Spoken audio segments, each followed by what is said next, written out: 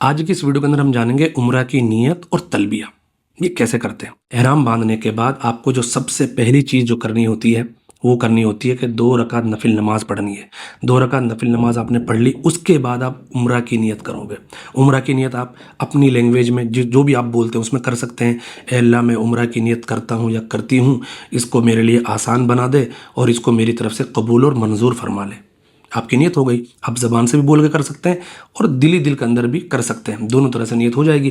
یا آپ عربی کے اندر نیت کر لیں، اللہم انی ارید العمرہ فیسرھا لی وتقبلھا منی، اے اللہ میں عمرہ کی نیت کرتا ہوں یا کرتی ہوں، اس کو میرے لیے آسان بنا دے اور میری طرف سے اس کو قبول فرما لے۔ ٹھیک ہے، تو یہ عمرہ کی نیت ہو گئی۔ پہلے آپ نے 2 رکعت نماز پڑھی نفل، 2 چادریں پہن کر احرام کی، اس کے بعد آپ نے نیت کر لی۔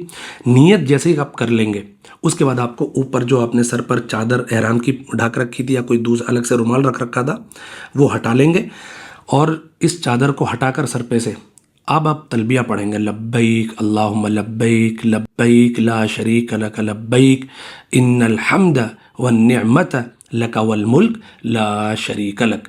یہ تلبیہ پورا آپ کو یاد ہونا چاہیے، اس کا میننگ بھی اور ترجمہ بھی یاد ہونا چاہیے تاکہ آپ کی عبادت کے اندر اور خلوص اور تازگی آ جائے۔ ٹھیک ہے، اگر آپ کسی کو تلبیہ یاد نہیں ہے تو وہ تلبیہ کے قائم مقام کوئی اللہ کا ایسا ذکر کرے گا، جیسے تکبیر کہے گا اللہ اکبر یا الحمدللہ یا سبحان اللہ، اس طرح کی تسبیح یا اس طرح کا ذکر کرنا پڑے گا اگر تلبیہ یاد نہیں ہے۔ لیکن تلبیہ یاد ہونا چاہیے، اور تلبیہ آپ کو ضرورت پڑے گی جب آپ حج پہ جاؤ گے تب بھی، یا جب عمرے پہ جا رہے ہو تب بھی آپ کو تلبیہ کی ضرورت پڑے گی۔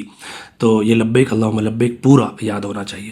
تو یہ پورا پروسیس ہے عمرہ کی نیت اور تلبیہ کا۔ تو آپ کو بات انشاءاللہ سمجھ میں آ گئی ہوگی کہ ہم 2 چادروں کو پہننے کے بعد کیا پروسیس فالو کرنا ہے۔ سب سے پہلے 2 رکعت نفل نماز پڑھنی ہے، سر پر یا تو احرام کی چادر رکھ لیں گے یا کوئی دوسرا الگ سے رومال رکھ لیں گے، اس کے بعد نیت کریں گے اپنی لینگویج میں یا عربی میں، اور اس کے بعد تلبیہ پڑھیں گے لبیک اللہم لبیک۔ یہ پورا پروسیس ہے عمرے کی نیت کرنے کا اور تلبیہ پڑھنے کا۔